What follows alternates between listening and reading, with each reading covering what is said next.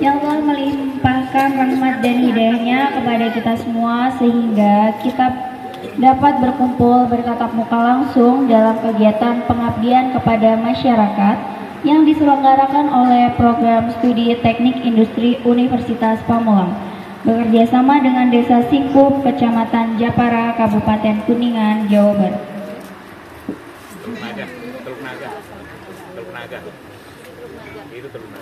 Kecamatan Teluk Naga. Shalawat serta salam semoga terlimpah tercurahkan kepada junjungan kita Nabi Muhammad SAW beserta keluarganya, para sahabatnya serta pengikutnya. Mudah-mudahan kita semua akan mendapatkan syafaatnya di Yaumul Jaza nanti. Amin. Kami ucapkan terima kasih kepada ibu-ibu yang sudah hadir pada acara ini. Semoga acara ini berjalan dengan lancar, tidak ada halangan suatu apapun. Amin amin ya robbal alamin. Hadirin yang berbahagia, izinkanlah saya, Ika, yang memandu acara pada siang hari ini untuk membacakan susunan acara. Acara pertama, pembukaan. Marilah kita buka dengan pembacaan Bismillah bersama-sama. Bismillahirrahmanirrahim. Seorang proklamator yang sangat luar biasa, membawa kita dari jalan yang gelap gulita ke jalan yang terang benderang, yaitu Kanjeng Nabi Muhammad SAW beserta keluarga para sahabatnya hingga sampailah kita umatnya. Semoga kelak di yaumil akhir nanti kita mendapatkan syafaatnya dari beliau. Amin ya robbal alamin. Ibu-ibu senang Bu hadir di ARB, pusat ARB ya, bersama para dosen dan ibu dekan. Terima kasih banyak.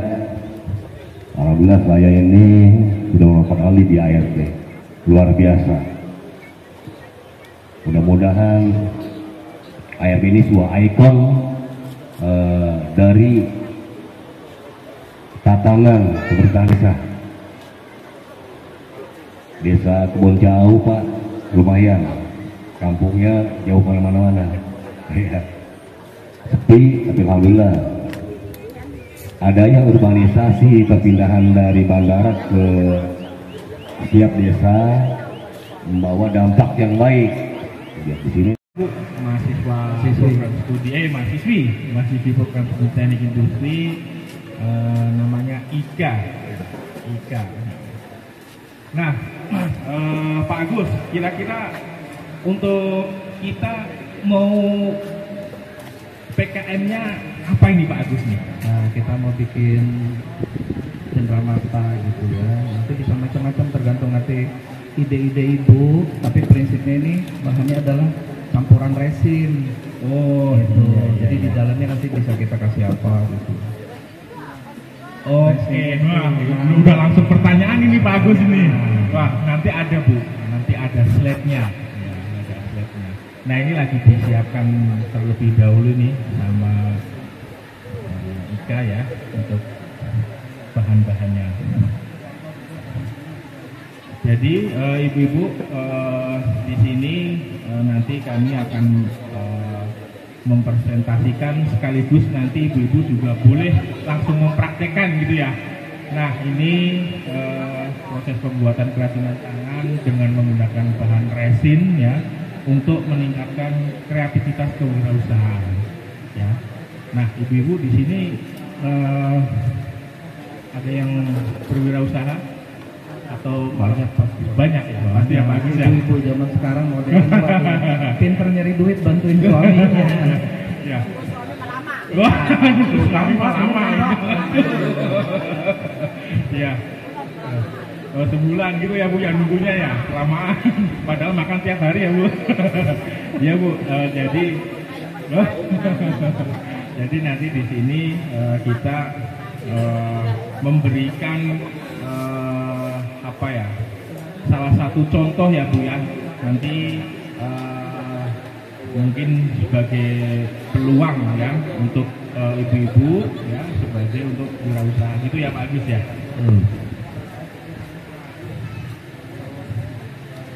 Baik, sambil menyiapkan, silakan Pak Agus. Nah, ini contoh-contohnya nih Bu. Ibu-ibu kan pasti sering jalan-jalan ya ke daerah mana gitu, wisata gitu, bareng-bareng sama grup pengajian, terus atau sama grup PKK gitu kan. Pasti sering nih ngeliatin cenderamata seperti ini. Jadi kayak ada kumbang tapi di dalam kayak kaca gitu ya. Atau sendal kayak begini, terus macam-macam deh gitu ya. Itu bahkan ada cabai dimasukin ke resin jadinya kayak gitu tuh. Nah, ini cabai nih kita bikin juga. Mungkin belum sempurna kalau cabai karena waktu itu cabainya belum kering ya. Kemarin itu jadi masih ada bubble-nya, lembungnya. Nah, ini nanti kuncinya adalah harus sabar Bu. Karena nanti di dalam resin itu ada gelembung. Nah, gelembung itu harus sebisa mungkin hilang gitu nanti ya. Nah, kita praktekkan ya Bu, bareng-bareng ya. Nanti biar kita coba lihat. Ya Pak Agus, nah tadi kita belum presentasi tapi sudah ada pertanyaan Pak Agus. Apa sih sebetulnya resin itu apa Pak Agus kira-kira Pak Agus? Monggo Pak, apa yang lebih pakar nih? Pak, Iya, lebih pakar.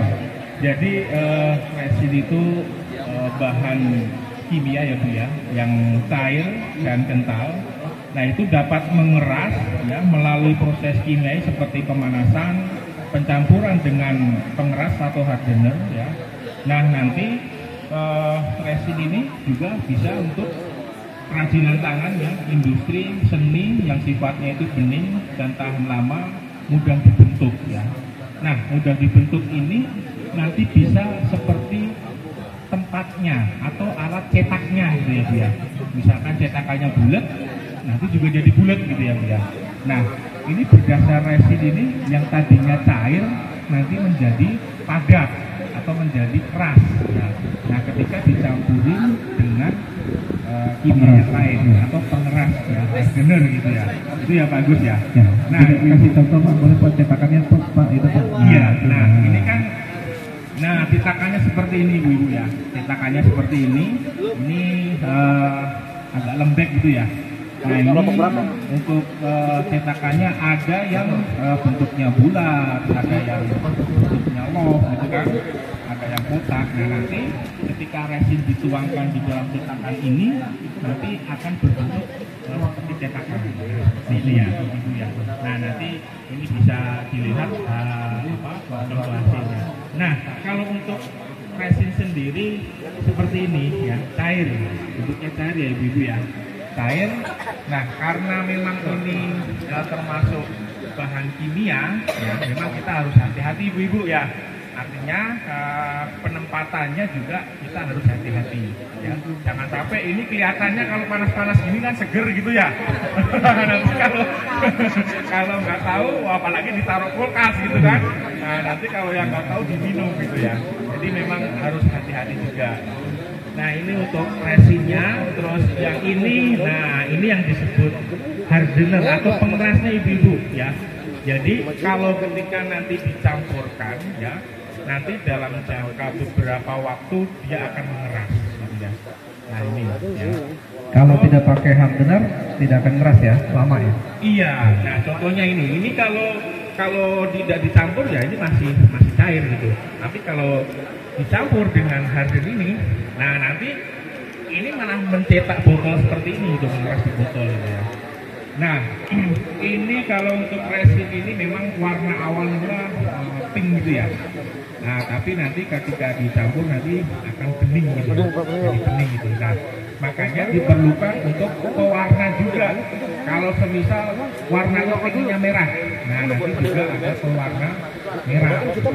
Nah kalau sekarang itu ya Bu ya, untuk mencari resin, untuk mencari bahan-bahan banyak banget ibu-ibu ya di online. Ibu tinggal mencet atau kau udah sampai paket gitu kan. Nah itu kalau di online, kalau di offline atau di toko-toko, nah biasanya di toko-toko kimia gitu ya.